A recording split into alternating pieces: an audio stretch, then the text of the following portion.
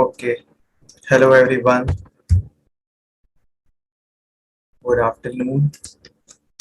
And I hope my screen is visible and as well as I am audible to all of you.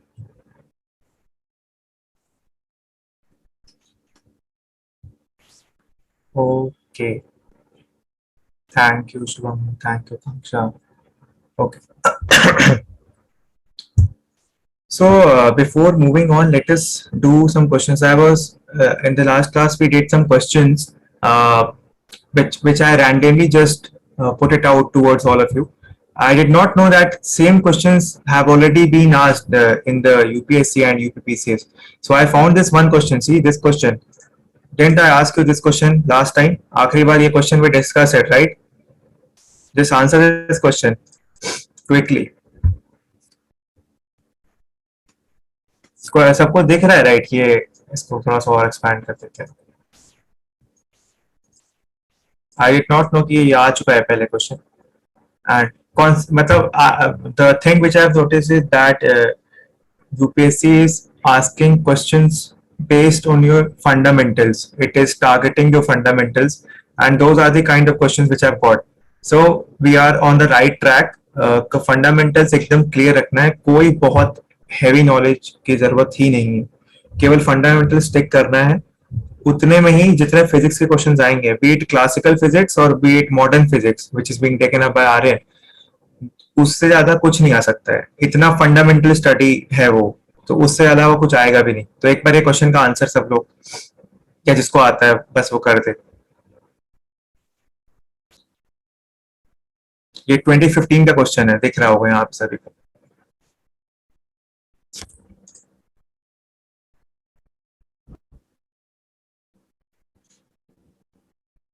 और लोग भी answer करें.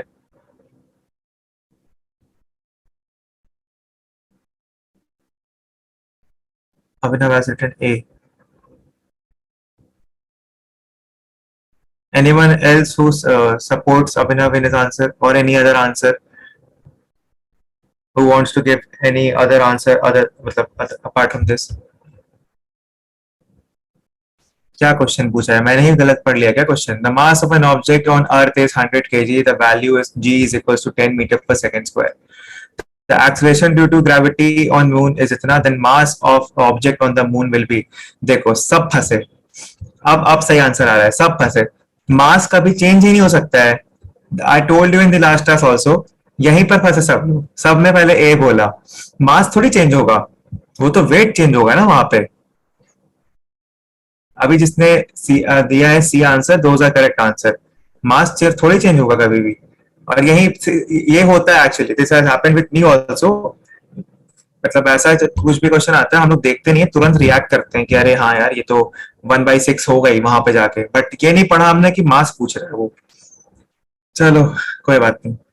ऐसा question अब अगर आएगा तो I hope everyone will do it correctly. Exactly. Weight बदलेगा ना. वेट क्योंकि एक तुम्हारा फोर्स है वो. अच्छा वो बाद में बताएंगे वेट क्या होता है. वो आगे ग्रेविटेशन के चैप्टर में बहुत क्लियरली समझ में आ जाएगा कि क्या होगा. ठीक है. चलो ठीक है, समझ में आ गया. बस वही मेन चीज है. अच्छा यहाँ पे मान लो अगर मैं ऑप्शन में देता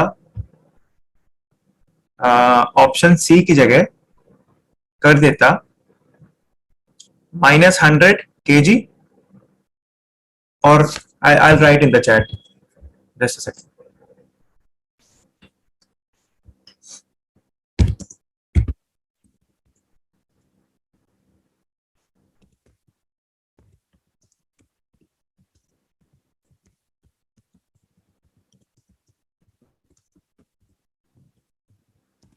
अब क्या आंसर होगा?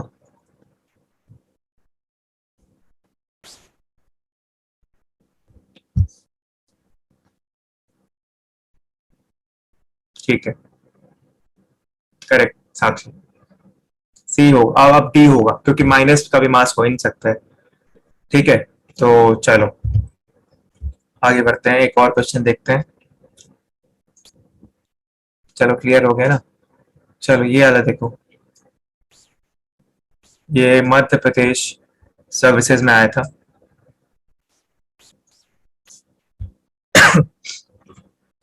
When an object is dropped from above, the weight is.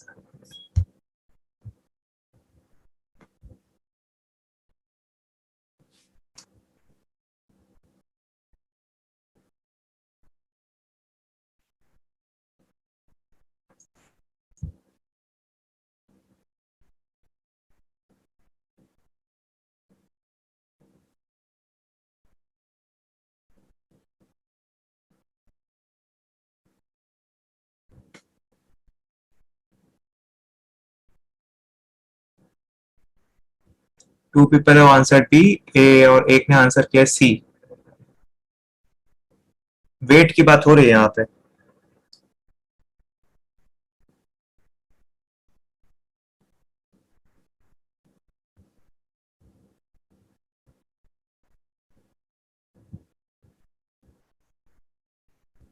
देखो, Vivek, you have answered C. Can you write the reason for that? If you know, I'm not like testing you. It's just that I want to know what is the reason behind writing answer C.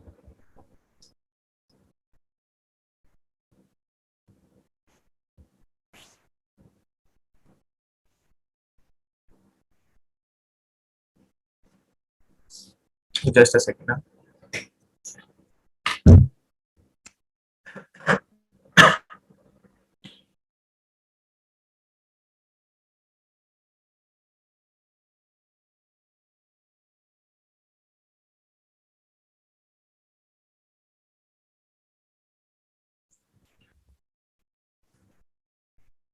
Considering कि ये जो object गिर रहा है, अगर ये अर्थ पे है, ठीक है, तो क्या होगा? वेट चेंज हो जाएगा क्या? वेरिएबल वेट होगा.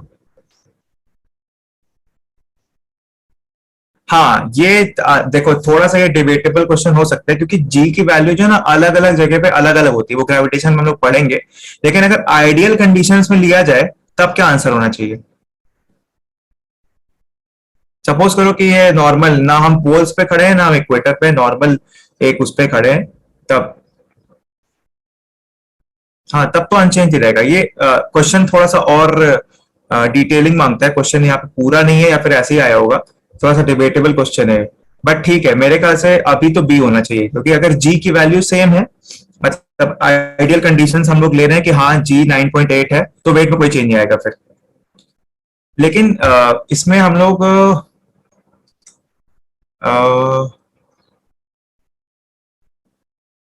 दोनों हो सकते हैं वैसे इसमें, लेकिन I think I go with B. Yes Vivek, please allow him to talk. कैसे होता है?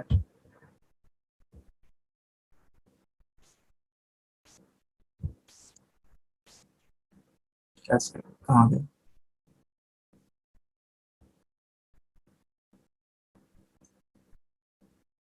हाँ, यस, प्लीज. हेलो. हेलो. हाँ, यस, प्लीज बताओ. Good afternoon sir. रफ. सर यहाँ पर जो सी चेंज होता है ना, और जो है उस पर अर्थ के रेडियस पर भी डिपेंड करता है ना. हाँ हाँ हाँ.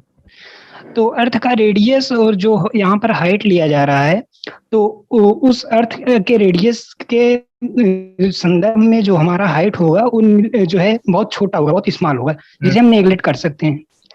ठीक है. तो सर इस कंडीशन में अनचेंज्ड रहेगा.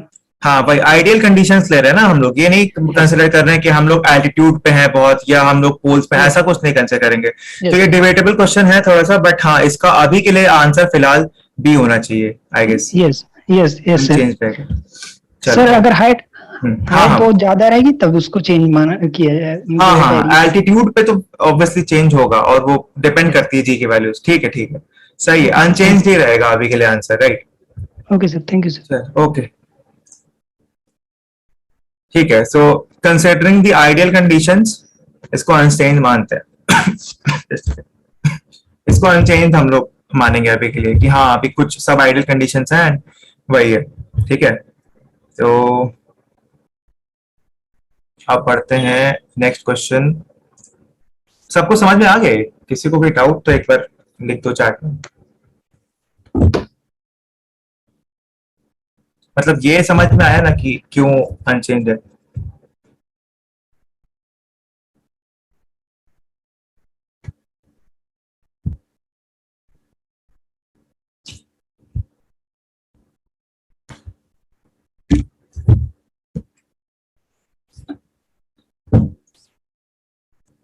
ठीक है.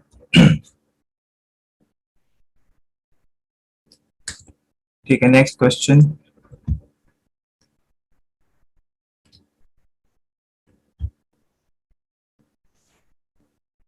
ओके, ये भी आई एलैबोरेट, एक बार देख लो.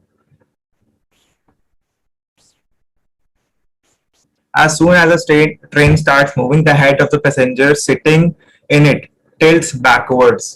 Because of what? Because of this. ये एक्चुअली क्वेश्चंस जो है थोड़े से फ्रेम्ड, मतलब ये पुराने क्वेश्चंस हैं तो शायद फ्रेमिंग ढंग से नहीं हुई है. But I hope you have got the question कि क्या पे क्या पूछा जा रहा है. Because of what, because of this नहीं, बिकॉज ऑफ व्हाट.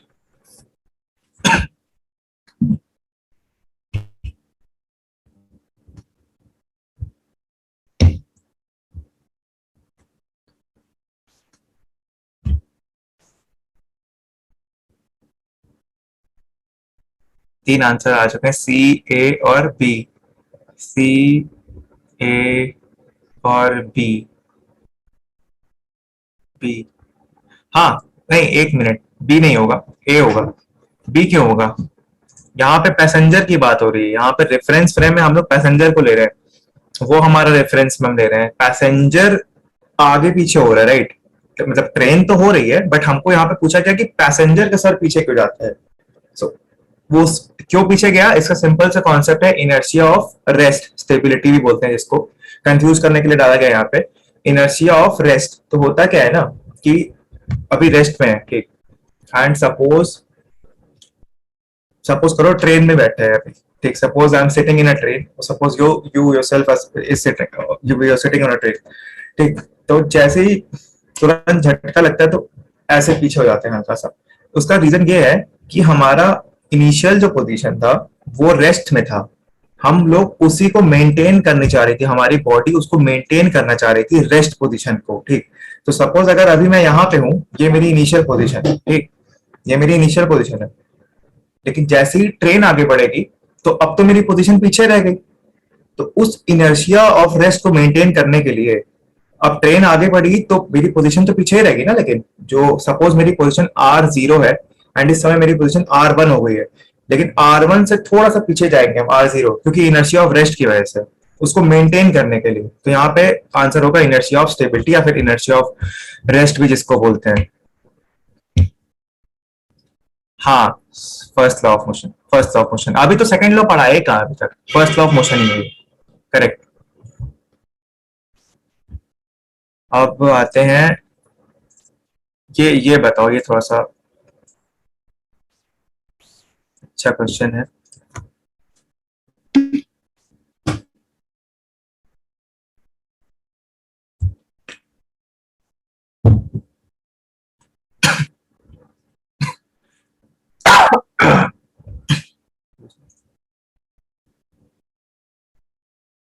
चलो सही है. D, uniform motion. क्योंकि सिंपल हम लोग का कहता है फर्स्ट ऑफ मोशन कि अगर बॉडी यूनिफॉर्म मोशन में है, अनटिल एंड अनलेस कोई एक्सटर्नल फोर्स उस पर एक्ट नहीं करेगा, तब तक वो मोशन में ही रहेगी. ठीक है. अब एक और क्वेश्चन, शायद एक और था बस, हाँ बस एक और था. अरे यार, ये इसका आंसर कैसे आ गया, ड्रॉप तो किया था.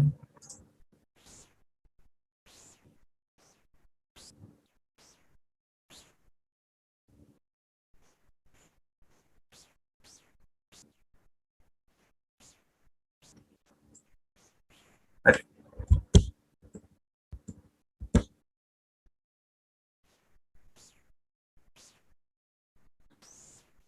ये क्वेश्चन समझ में आ रहा है. थोड़ा राइटिंग में इसमें पता नहीं कुछ दिक्कत होगी, sorry for that. Please have a look at this question and tell what can be the answer.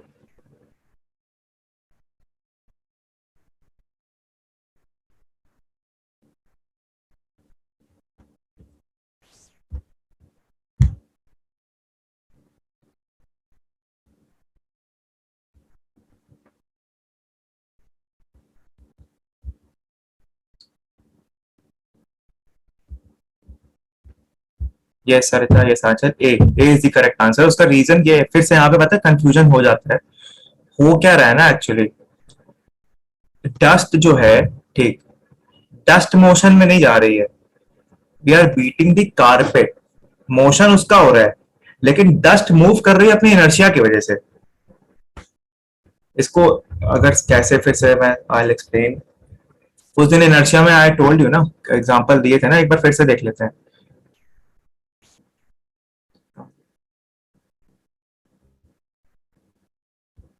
ये एग्जांपल याद आया ना, ये देखो, ये तो रेस्ट में ही था ना मोशन। ये बाहुबली वाला एग्जांपल याद है ना कि इफेक्ट, अच्छा ये इफेक्ट ऑफ फोर्स में था।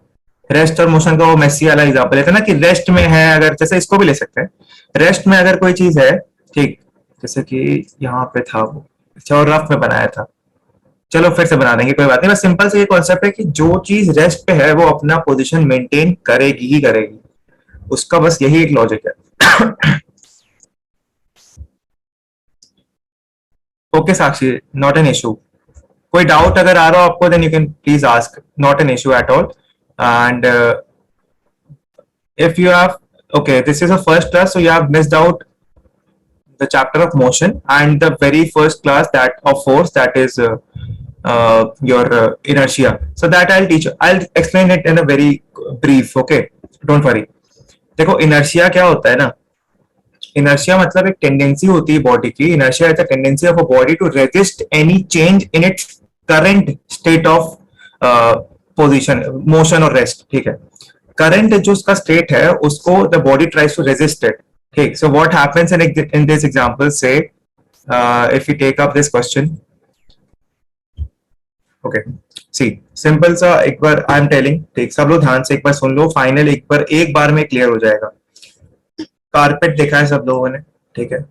कारपेट पे डस्ट होती है, माइन्यूट पार्टिकल्स होते हैं, ठीक, दिखते भी नहीं कभी कभार, बहुत माइन्यूट पार्टिकल्स होते हैं।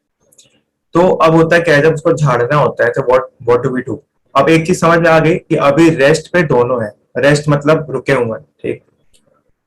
अब पार्टिकल्स एम्बेडेड है, एम्बेडेड मतलब अटैच्ड है टू द कारपेट, उस पर स्टिक हो गए, ठीक है। एंड वो कारपेट भी रेस्ट पे है, बट हमको उसको साफ करना है, तो अब हम क्या करेंगे, एक स्टिक लेते हैं। तो स्टिक से जब हम मारेंगे कारपेट को, तो उससे होगा क्या ना, कारपेट मूव करेगी, कारपेट मूव करेगी, बट जो पार्टिकल्स हैं, डस्ट पार्टिकल्स, वो अपना इनर्शिया मेंटेन करना चाहते हैं, तो इसकी वजह से वो पीछे ही रह जाएंगे। तो हमको लगेगा कि मोशन हुआ है, but actually that is due to inertia of rest. Inertia of rest की वजह से, वो तो रेस्ट पे थे ना, हमने तो फोर्स लगाया केवल कारपेट पे, पार्टिकल्स पे तो हम लगा भी नहीं सकते डायरेक्टली फोर्स, इतने छोटे पार्टिकल्स होते हैं, ठीक। तो रेस्ट अपना मेंटेन करने के लिए, अपना रेस्ट मेंटेन करने के लिए वो काइंड ऑफ पीछे दिखे हमको, या फिर वो हट गए कारपेट से, बस वही इनर्शिया होता है, इनर्शिया ऑफ रेस्ट। और इनर्शिया ऑफ मोशन क्या होता है, साक्षी आई एम टेलिंग यू, एक बार इसको ध्यान से सुनना and you will get it very easily. Inertia of motion क्या होता है कि अगर कोई बॉडी चल रही है, ठीक, सो अनटिल एंड अनलेस उस पर कोई एक्सटर्नल फोर्स नहीं लगेगा, तब तक वो बॉडी यूनिफॉर्म मोशन में ही रहेगी। एंड ये I have written it also, एक बार क्विकली इसको सब लोग फिर से देख लो, अगर किसी को डाउट अभी भी है इनर्शिया में या फर्स्ट लॉ ऑफ मोशन के किसी भी पॉइंट पे। Newton's first law of motion states that a body remains in the state of rest or uniform motion in a straight line unless and until an external force acts upon it. ये चीज जरूर ध्यान रखना, external force, ठीक है। So putting Newton's first law of motion in simple words, a body will not start moving until and unless an external force acts upon it. Once it is set in motion, it will not stop or change its velocity until unless some force acts upon it once more. इसका मैंने example भी दिया था, if you people remember, Salman भाई वाला example दिया था, right, and Messi Ronaldo वाला भी एग्जांपल दिया था। I just draw it once again for people who are doing their first class today, no worries, सबको हो जाएगा क्लियर। सो या ये सलमान भाई है, गाड़ी में जा रहे हैं, यहाँ पे कुछ दिखा उनको, ठीक, कि आगे ये गाड़ी चल रही है किसी स्पीड से 20 मीटर पर सेकंड, जो भी किलोमीटर पर आवर भी ले सकते हो, नो इश्यूज। तो अब क्या होगा, यूनिफॉर्म मोशन पे थी गाड़ी, ठीक, एकदम स्मूथ। यूनिफॉर्म मोशन मतलब होता है for the new commerce uniform motion मतलब कि equal distance in equal intervals of time, मतलब जितना भी डिस्टेंस कवर कर रही है सब इक्वल इंटरवल्स ऑफ टाइम में कवर कर रही है वो गाड़ी या फिर कोई भी बॉडी। ठीक, तो अब यहाँ पे गाड़ी का ब्रेक है, जैसे ही इनको दिखा कि ये कोई आ गया सामने अचानक से एस डिस्टेंस बाद ये इनको दिखा तो तुरंत इन्होंने ब्रेक दबाया। अब इनिशियल वेलोसिटी जो उस समय करंट वेलोसिटी, यू का मतलब होता है इनिशियल वेलोसिटी, वी का मतलब होता है फाइनल वेलोसिटी, उस समय 20 किलोमीटर पर आवर थी। ठीक, अब क्या हुआ, जैसे ही देखा कि कोई आ गया है तो उसको बचाना है ना भाई, उड़ा तो देंगे नहीं, तो फोर्स तुरंत ब्रेक दबाए। सो ब्रेक जो है that is acting as an external force. जैसे ही ब्रेक दबाया तो गाड़ी अभी ऐसा नहीं है कि अगर 20 किलोमीटर पर आवर पे चल रही थी तो पहले 10 किलोमीटर पे आएगी फिर जीरो पे आएगी, ऐसा नहीं होगा। अब झटके से गाड़ी एकदम आ जाएगी, तुम्हारा स्टॉप हो जाएगी गाड़ी। तो क्या होगा, एक्सटर्नल फोर्स एक्ट किया तभी इनर्शिया ऑफ मोशन यहाँ पे रोका।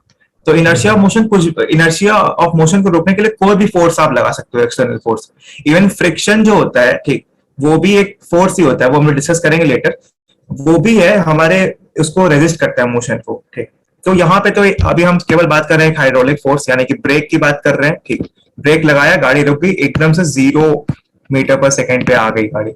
तो बस इनर्शिया ऑफ मोशन को रोकने के लिए क्या किया, एक एक्सटर्नल फोर्स लगा दिया। एंड इनर्शिया ऑफ रेस्ट को मेंटेन करने के लिए क्या होता है कि बॉडी अपनी पोजीशन ऑफ रेस्ट को मेंटेन करना चाहती है, तो उसी की वजह से हम लोग, जैसे कि ट्रेन चलती है तो ट्रेन आगे गई और हम पीछे चले जाते हैं। उसका बस सिंपल से यही रीजन है कि ट्रेन आगे गई, हमको अपना, हमारा पोजीशन ये था बट ट्रेन आगे जा चुकी है। सपोज करो, इसको इमेजिन करो, ट्रेन आगे गई, हम यहाँ पे थे, पीछे आ गए, बस इनर्शिया ऑफ रेस्ट को मेंटेन करने के लिए पीछे आ गए। और ये ऐसा कुछ नहीं कि इनर्शिया दुकान पे मिलता है जाके खरीदेंगे, वो इनबिल्ट है, वो फिजिक्स का एक लॉ है जो हर सबको पता होना चाहिए एंड बहुत नेचुरल चीज है ये। हम मतलब हमारे अंदर ऑलरेडी होता है just because of our mass. And inertia का मेजर क्या होता है, मास होता है।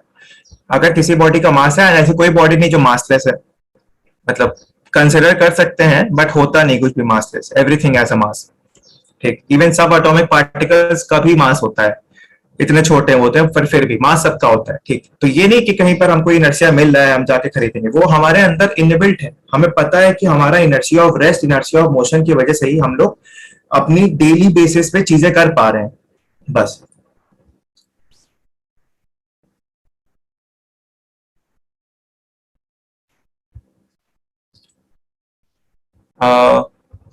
Dilip Kumar, who is this?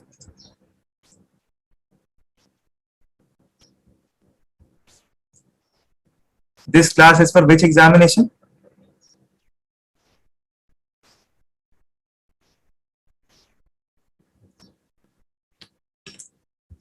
For what examination have you joined? Please answer. Good afternoon. So yes, that is for civil services only.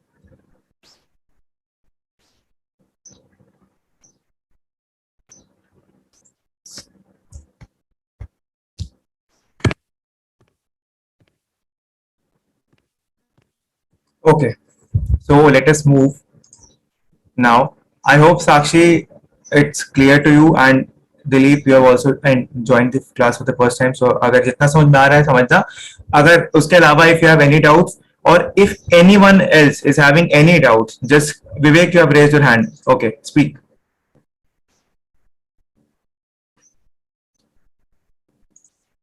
Yes, Vivek.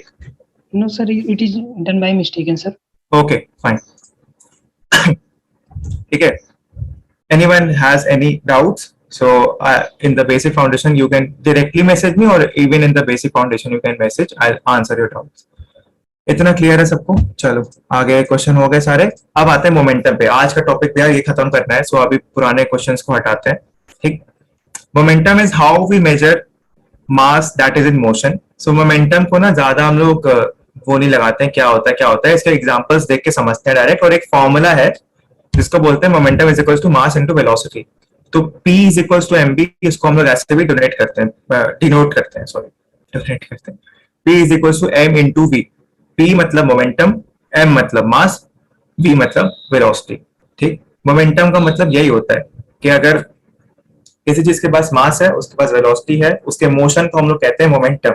In very clear and simple words. इसके अलावा और मेरे ख्याल से इसका कोई और डेफिनेशन बन ही नहीं सकता है याद करने, और ऐसा तो है नहीं कहीं लिखने का आएगा what is momentum, except for the physics people if you want to define, जैसे कि कहीं आ सकता है ठीक, बट इन जनरल कहीं पर पूछता नहीं डेफिनेशन। तो कॉन्सेप्ट जानना है, mass into velocity is known as momentum. कोई भी चीज सपोज अगर से I am say I'm running, okay, I'm running on a circular path or running on a straight path, ठीक है, and I have a mass m and velocity say v. Okay. So can we say that I have some momentum? Can we conclude that yes, I have some momentum if I have some mass and velocity? Vivek, could you please lower your hand if you are not raised it intentionally?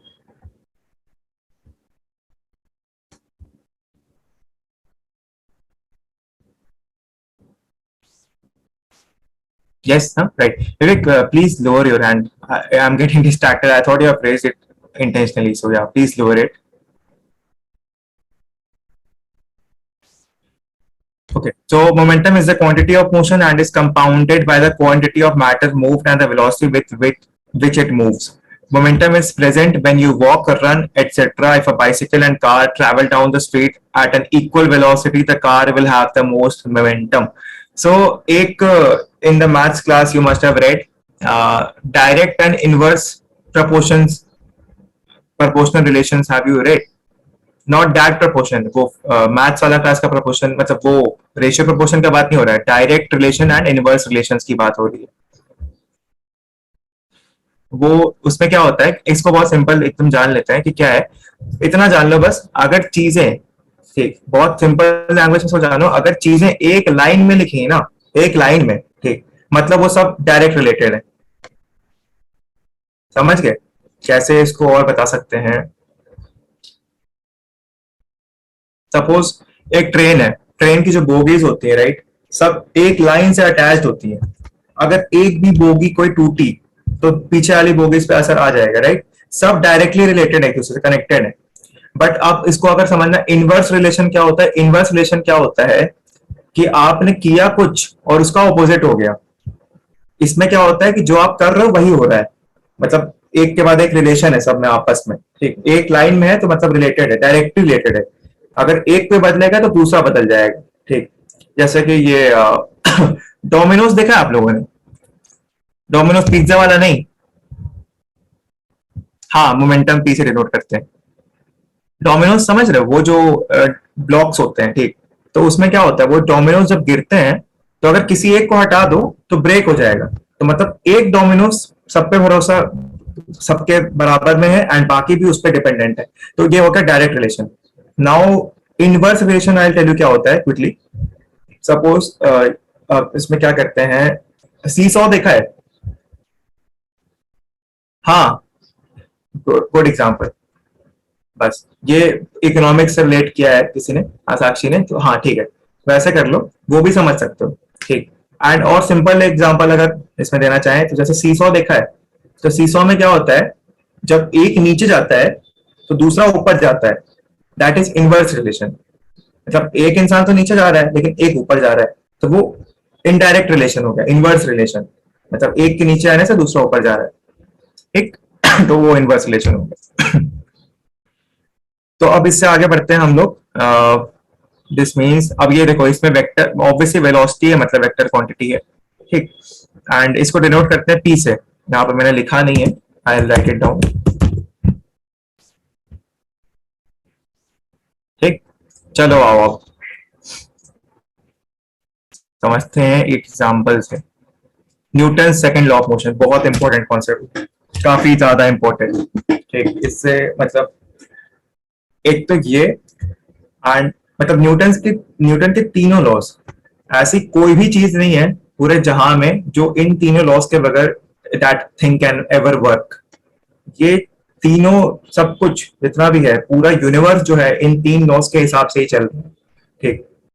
तो चलो पहले तो पढ़ते हैं क्या है, पहले definition देखते हैं। Rate of change of momentum of a body is directly proportional to the applied force and it acts in the direction of force. अभी ये दोनों इमेजेस इग्नोर करना ठीक, अभी उस पर भी बात करेंगे।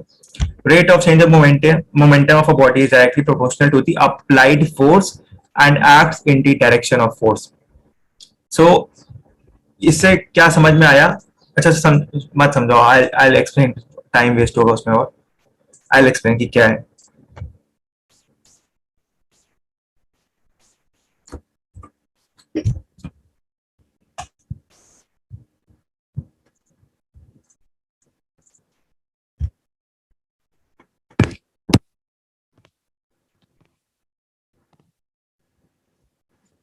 इसका क्या एग्जांपल ले सकते हैं? सपोज एक बॉल है, ठीक, तो हमने ना क्या किया, उस पर एक एफ अमाउंट का फोर्स लगाया, थोड़ा सा अमाउंट का फोर्स लगाया, तो यू 0 था और अभी आगे मोशन में, तो से इसके v हो गई 5 मीटर पर सेकेंड, ठीक है, 5 मीटर पर सेकेंड इसका v हो गया. तो अब समझ लो ये मारा है, ये मारा है मैंने, ठीक, यहाँ पे मैं खड़ा हूँ, yes, and I have kicked this ball. तो अब मेरे अंदर भैया जितनी ताकत थी उतनी से ताकत से मार दिया एंड बॉल चली गई and it has attained the velocity of 5 metre per second. Now से अब यहाँ पे मेसी आ गया, आते रहते वो मेरे यहाँ वैसे, तो अब मेसी आ गया यहाँ पे, ठीक. Now Messi has kicked the same ball, u is equals to 0 and he has kicked the same ball. वही सेम बॉल थी जिसका मास से m, इसका मास है m is equals to 2 kg, और ये सेम बॉल इधर भी मास 2 kg है. अब मेसी ने सेम बॉल मारी तो यार उसकी वेलोसिटी पहुंच गई 20 मीटर पर सेकेंड, ठीक. तो तब कुछ तो अंतर है मेरे और उसमें, मेरी किक और उसकी किक में, क्या ये इतना डिफरेंस कैसे आ गया? 5 मीटर से 20 मीटर पर सेकेंड चली गई. तो अब पहले तो फर्स्ट कैसे मोमेंटम क्या होगा ये बताओ. मास है 2 kg, वेलोसिटी है 5 मीटर पर सेकेंड, मोमेंटम हो गया 10 मीटर पर सेकेंड. सॉरी, इसकी यूनिट होती है, इसको अच्छा केजी में लेते हैं वरना थोड़ी दिक्कत हो जाएगी. इसको केजी लिया ना, हाँ, केजी मीटर पर सेकेंड, उसकी यूनिट ही होती है मास केजी एंड तुम्हारा टाइम उसमें वेलोसिटी मीटर पर सेकेंड, तो केजी मीटर पर सेकेंड हो गया, ठीक है, इसकी यूनिट हो गई, याद रखना है सब लोग. तो ये हो गया 10 मीटर पर सेकेंड. चैट में कोई लिख रहा है क्या? चलो कोई बात नहीं, हाँ बताते रहे. तो 10 मीटर पर सेकेंड हो गई फर्स्ट केस में, 10 KG metre per second, sorry, ठीक. अब जब सेम बॉल मेसी ने किक किया तो हो गया मास था 2, ये हो गई 40 केजी मीटर पर सेकेंड. इतना डिफरेंस, इतना समझ में आ गया? इतना समझ में आया तो क्विकली एक बार चैट में बताओ कि क्या सही है, समझ में आया कि क्यों डिफरेंस आया. And then I will give you a statement, एक concluding statement, then that will clear all your doubts कि ऐसा क्यों हुआ.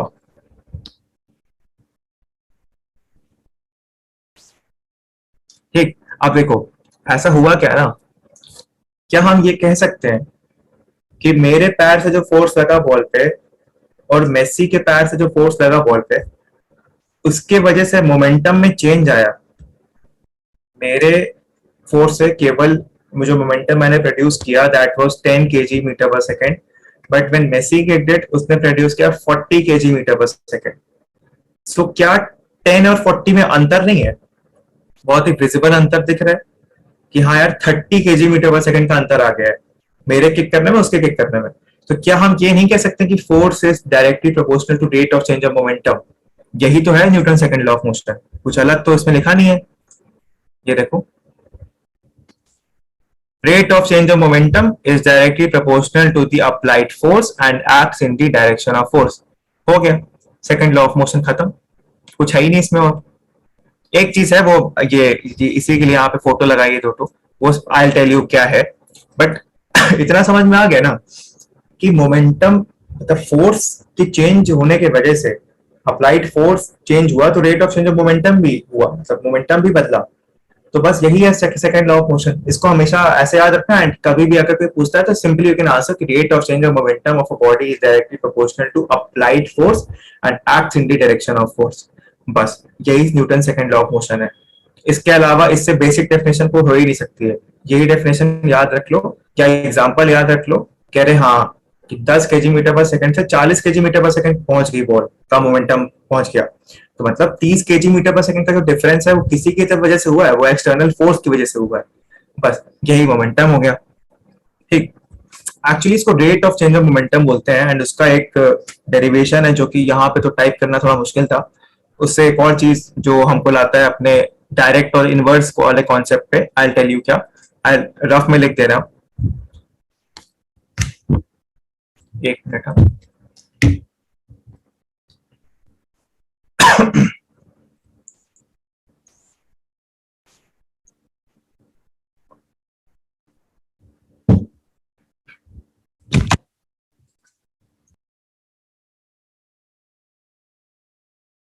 just give me a second now.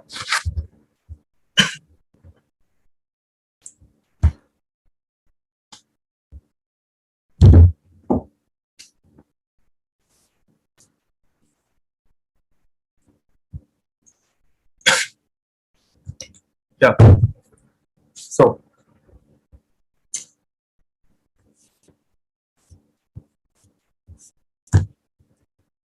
let us see.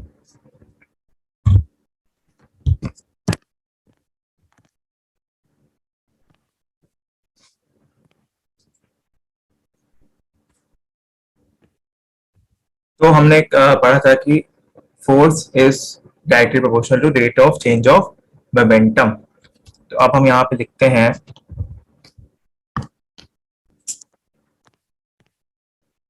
Force, ठीक है,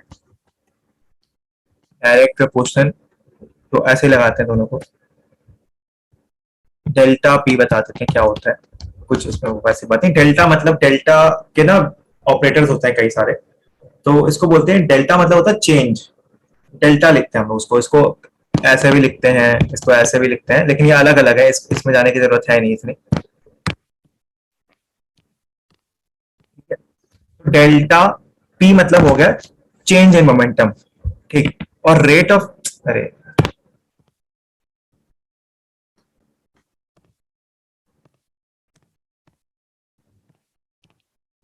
और rate of change of momentum की बात करेंगे तो आ जाएगा विथ रिस्पेक्ट टू टाइम। ठीक, rate of change of momentum with respect to time. तो अभी force is directly proportional to delta P को, और क्या लिख सकते हैं, अगर से पहले हमारा मोमेंटम था ये, मतलब final momentum minus initial momentum is delta p, मतलब rate of change of momentum होता है। तो एम वी, वी मतलब फाइनल वेलोसिटी और एम वी मतलब final momentum, minus m u. ठीक, डेल्टा पी को ये भी तो लिख सकते हैं ना, डेल्टा पी मतलब क्या होता है, चेंज इन मोमेंटम। मेरा 10 केजी मीटर पर सेकंड था, उसका 40 केजी मीटर पर सेकंड था, तो चेंज इन मोमेंटम क्या हुआ, अगर उससे मैं अपना अलग हटा दूंगा तो that brings you to the change in momentum. So m v minus m u, and ये केवल एक सिमिलर एक एक केस की बात कर रहे हैं, दो केस को कंफ्यूज मत करना। यहाँ पे मान लो कि मैंने ही किक की है बॉल, ठीक, दो अलग अलग उससे, ठीक है, तो m v minus m u upon t. अब अगर हम इसको ऐसे लिखते हैं, m v minus u upon t, ये दोनों तो कांस्टेंट है, ये भी कांस्टेंट है, तो इसको हम क्या करते हैं, टी को इसके नीचे ले आ दिए, तो m v minus u upon v minus u upon T क्या होता है,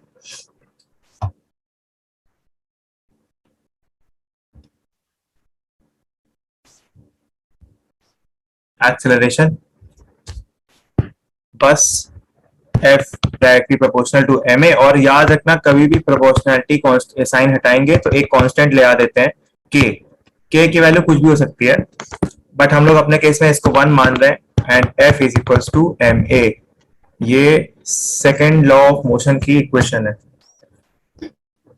बस अब इसके बाहर के क्वेश्चन बनने नहीं वाला है, और वैसे भी न्यूमेरिकल क्वेश्चंस नहीं आएंगे, वो टेस्ट यही करेंगे कि आपको क्लैरिटी कितनी है चीजों की, पता कितना है कि हाँ यार मोमेंटम को हमने मतलब आपने फील कितना किया उस चीज को कि what is momentum, and I tell you अभी कि कैसे, how can we feel momentum. I give you an example अभी, इसीलिए वहां पे तो फोटोज लगाई हैं। इतना क्लियर हो गया तो इसको हटा देते हैं। ठीक, एक्सेलरेशन, बस ठीक है। सेकेंड लॉ ऑफ मोशन की इक्वेशन भी मिल गई हमको। ठीक है, चलो आयलर्स लॉ भी देख कहते हैं, हाँ ठीक ठीक, ओके चलो इसको हटाते हैं।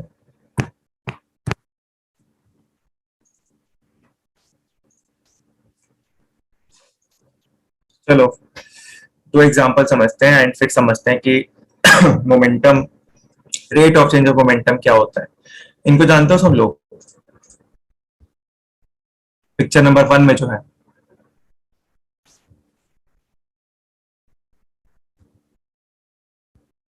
कोई नहीं जानता क्या? नाम लिखो जल्दी से।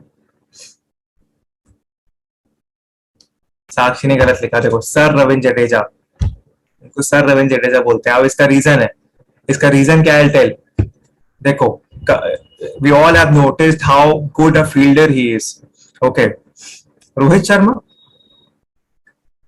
ये ये कौन सा क्रिकेट हो रहा है भाई?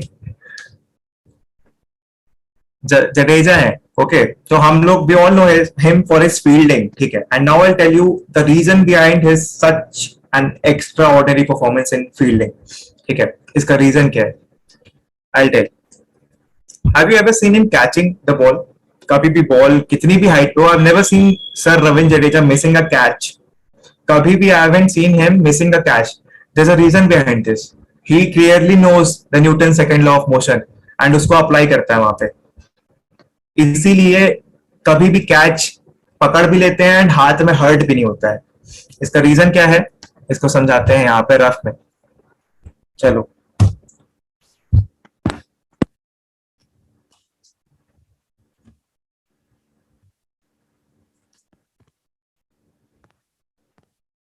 ठीक है, चलो F is equal to M P minus Q upon T.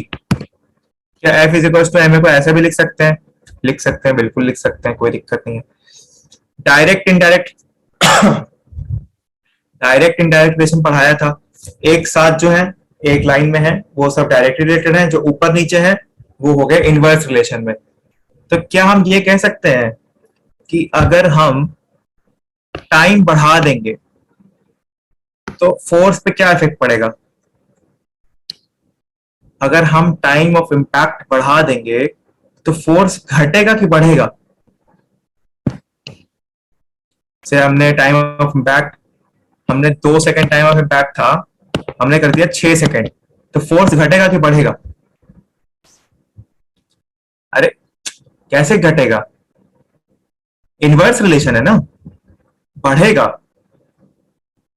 अगर if you are increasing the time, those are inversely related, if you are increasing the time तो फोर्स क्या होगा?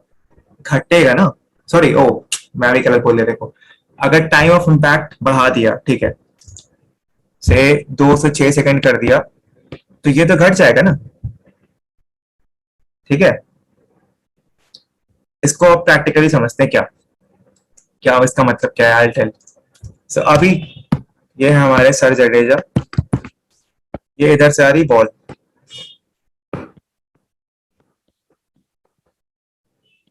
ठीक। अब इसको दो तरीके कैच करने के, या तो ऐसे, ऑस्ट्रेलियन ऑस्ट्रेलियन प्लेयर्स को देखा होगा, उनकी आदत होती है जनरली वो लोग कैच ऐसे करते हैं, उनकी आदत होती है, ठीक। एंड इससे भी क्या होता है, थोड़ा सर्विस एरिया बढ़ जाता है तो उनको लगता है इजीली कैच हो जाता है, बट वो टाइम ऑफ इम्पैक्ट कम नहीं करते हैं बॉल का। ठीक, इम्पैक्ट क्या होता है, देखो जब हम बॉल आ रही है, हम यहाँ पे ना पकड़ के ऐसे हाथ पीछे कर लें, हाथ पीछे करेंगे तो क्या होगा, जो बॉल हमारे पास यहाँ पे आ सकती थी, अब हमने उसको कैच करने का टाइम बढ़ा दिया, हम हाथ पीछे ले आए। जैसे ही हाथ पीछे लाएंगे तो क्या होगा, टाइम बढ़ाया ना हमने, फोर्स घटेगा। मतलब कि जब तुम्हारे हाथ में बॉल आएगी तो अब तुमको इम्पैक्ट कम फील होगा बॉल का, रादर देन यहाँ पे, क्योंकि वो बॉल इतनी हाइट से आ रही है, अगर तुम डायरेक्टली उसको यहाँ पे पकड़ लोगे इस लेवल पे, तो उस समय क्या है, टाइम तुमने घटाया नहीं बिल्कुल भी, एकदम सडनली तुमने मोमेंटम जीरो कर दिया। बट रादर देन यहाँ पे catching it here, if we try to move our hand in the backward direction, तो टाइम घटा रहे हैं अब, सॉरी टाइम बढ़ा रहे हैं। मतलब 6 सेकंड पे बॉल हमारे पास यहाँ पे आ गई थी, लेकिन हमने क्या किया, उसको 3 सेकंड और डिले किया, 9 सेकंड पे आ गए। तो जो फोर्स लगना था 20 न्यूटन का, अब वो फोर्स आ गया 10 न्यूटन का, क्योंकि हमने टाइम घटा दिया, बढ़ा दिया, सॉरी टाइम बढ़ा दिया हमने। इनवर्स रिलेशन था, जैसे ही टाइम बढ़ाया वैसे ही फोर्स घट गया हमारा। तो जडेजा को Newton second law of motion he very well understands it, and उनको पता है कि how to catch the ball, that's why he draws his hand backwards, and उससे क्या होता है, he gets more time to catch the ball. Time बढ़ा, force घटा, सिंपल। कुछ डाउट तो क्लियर यहीं पर कर लो, वरना एक और एग्जांपल है, उसके बाद तो I think we done for the day.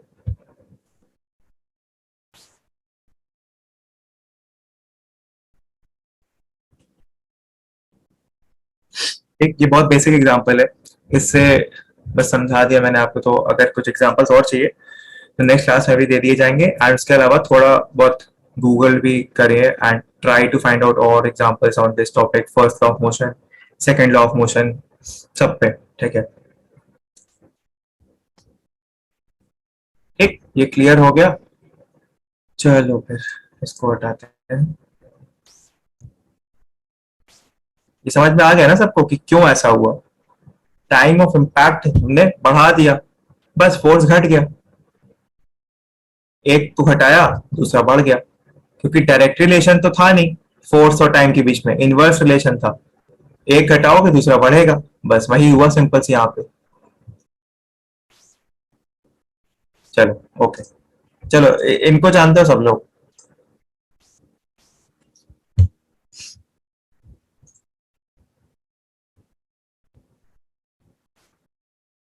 जब ब्रूस ली वर्ल्ड के सबसे अच्छे मार्शल आर्ट्स प्लेयर, ठीक, मार्शल आर्ट्स में मतलब he has won so many things and so many rewards have got। तो अभी मार्शल आर्ट्स में क्या होता है, they use their hand to break bricks, sticks and what not, ठीक है। सो अभी क्या होता है, उसके पीछे भी सेकंड लॉ ऑफ मोशन है, ठीक, ये सब लोग को पता है second law of motion, and इसीलिए इतना आसानी से लोग कर लेते हैं। कभी भी if you see in a martial art video, just go today and watch one of Bruce Lee's video, or try to watch anyone's video who has an expertise in martial arts। कभी try करना हो, कभी देखना लोग क्या करते हैं, ठीक है। I'll tell you, suppose there's a brick lying on my table, okay, I have to break it, so हाथ ऊपर ले जाते हैं, ठीक है, but they never do it this way, ऐसा भी नहीं करते हैं। सपोज कि see this is the brick, this is the brick, if you're able to see it, this is the brick, I have to break it। तो अभी ऐसा तो करेंगे नहीं कि यहाँ पे हाथ है और ये हमारा टूट गया, ऐसे भी नहीं करते हैं, ठीक। फिर एक और तरीका है कि हाँ ये है, यहाँ पे हमने लाया, ठीक, और यहाँ से मारा, बट वो ये भी नहीं करते हैं। करते क्या है वो लोग, रैंडम में अपना हाथ ऐसे ऊपर नीचे करते रहते हैं, थोड़ा थोड़ा हाथ को एक्सेलरेशन देते रहते हैं, कुछ कुछ स्पीड देते रहते हैं, और फिर झटके से एकदम मारते हैं उसको। तो होता क्या है इस केस में, एकदम से मोमेंटम जीरो करते हैं वो लोग, लेकिन थोड़ा उसको एक्सेलरेशन देके। एंड एक्सेलरेशन फोर्स के बीच में कैसा रिलेशन है,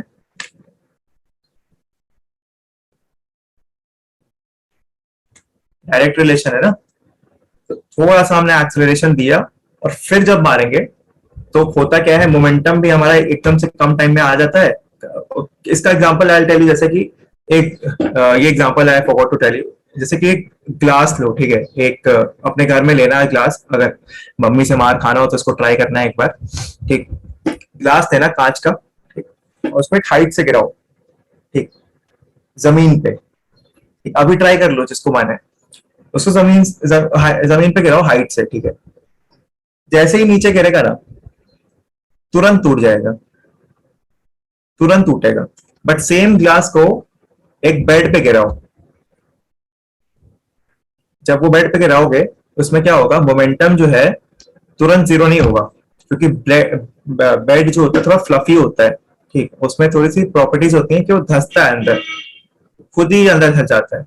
तो अब क्या होगा, अगर 10 मीटर से यहाँ से गिरा रहे हो तुम, ठीक है, इनिशियल जीरो है, लेकिन मान लो वो जाते जाते एक्सेलरेशन ड्यू टू ग्रेविटी की वजह से उसने कुछ स्पीड पकड़ ली 5 मीटर पर सेकंड से, ठीक। नीचे गिरा, तुरंत टूट जाएगा। बेड पे गिराओगे नहीं टूटेगा, बेड पे क्यों नहीं टूटेगा? उसका रीजन ये है कि वो 5 मीटर पर सेकंड से अगर आ रहा है नीचे, तो बेड पे आके जब वो पहला इम्पैक्ट होगा उसका, तो वो हो सकता है कि पहले 2 मीटर पर सेकंड पर जाए, फिर 0 पे आए। तो एकदम से नहीं मोमेंटम घटाना होता है। अगर एकदम से मोमेंटम घटाओगे तो यही होता है, टूट जाएंगी चीजें। कार एक्सीडेंट्स में भी यही चीज होती है, मास इतना ज्यादा होता है, एक्सीलरेशन ज्यादा होता है, इसीलिए फोर्स यानी कि इम्पैक्ट जो होता है कोलिजन का, वो भी बहुत ज्यादा होता है। इसीलिए एयरबैग्स लगाए जाते हैं। एयरबैग्स का कॉन्सेप्ट ही यही है। The airbags totally based on Newton second law of motion. The concept is कि जब एयरबैग्स खुलते हैं ना, सो व्हाट हैपेंस इज, आप अपने इनर्शिया ऑफ मोशन को, see how I am relating both of these things.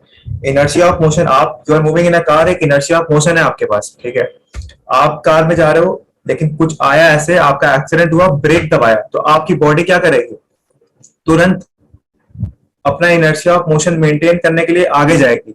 लेकिन उस इनर्शिया ऑफ मोशन को, यानी कि उस मोमेंटम को, उस मोमेंटम भी हुआ ना, हम मोमेंटम भी तो है ना हमारे पास, ऐसा तो है नहीं कि कोई एग्जिस्ट नहीं कर रही चीजें। मास है, वेलोसिटी थी, मोमेंटम है हमारे पास, तो से मास हमारा कुछ भी है, एंड गाड़ी का भी मास उसमें तुम ले लो। जैसे ही वो एयर बैग खुलेगा तो होगा क्या, आप जब उसमें अंदर ऐसे हिट करोगे ना, तो एकदम से नहीं, वो तो फ्लफी होता है ना, तो वो आपको डिफॉर्म कर जाएगा। तो एक बार में क्या कहते हैं, आपको इम्पैक्ट नहीं पड़ेगा उसका। एंड तभी एक्सीडेंट्स में फेटल जो केसेस होते हैं, दिस इज द रीजन जिसमें गाड़ियों में एयर बैग्स नहीं होते हैं। मोस्ट ऑफ द केसेस में अगर फेटल एक्सीडेंट्स हुए हैं हाई स्पीड में, so it's a very rare chance that a person survives. So इसीलिए बेल्ट भी लगाते हैं। बेल्ट का भी यही कॉन्सेप्ट है कि मोमेंटम जो है आपका वो चेंज हो रहा है, बट एकदम से ना चेंज हो जाए, उसको कवर करने के लिए, उसको रोकने के लिए बेल्ट देते हैं, गाड़ियों में एयर बैग्स देते हैं, ताकि मोमेंटम धीरे धीरे हमारा कम हो। एकदम से कम होगा तो एक्सीडेंट्स होते हैं।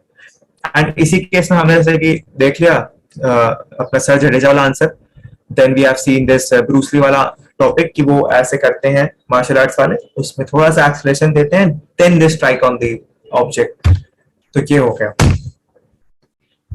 ओके, सो किसी को कोई डाउट प्लीज आस्क और रिप्लाई कि नो डाउट्स, क्लियर हो गया है तो बताओ।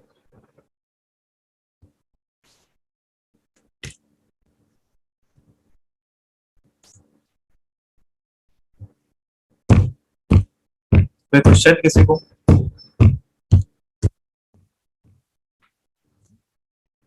कोई क्वेश्चन है अगर किसी को तो प्लीज पूछो अभी, या चैट में भी पूछ सकते हो।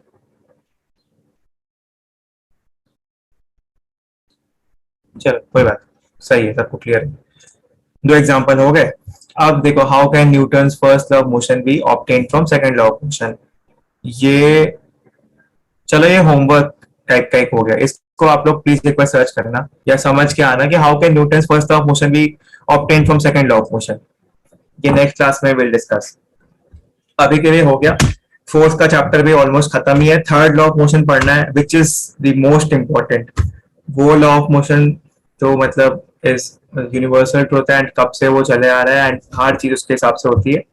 सो वो तो बहुत इंपॉर्टेंट है, बहुत सिंपल लगता है, एंड सिंपल है भी, बट ठीक है, that is important. So extensively उसको नेक्स्ट क्लास में कवर करेंगे। एंड ये question, how can Newton's first law of motion B obtain from second law of motion, please सब लोग गूगल करो, रीडिंग करो, जो करना है करो, but in the next class we'll be discussing this. So stop the recording, I guess. Thank you everyone, and for doubts and the newcomers especially, please text me on Telegram or even in the group, not in the main group. Please be cautious, huh? Don't text in the main group, that is not for question and answers. Text in the basic foundation wala group, or text me personally, I'll clear it out. Thank you everyone, have a good day.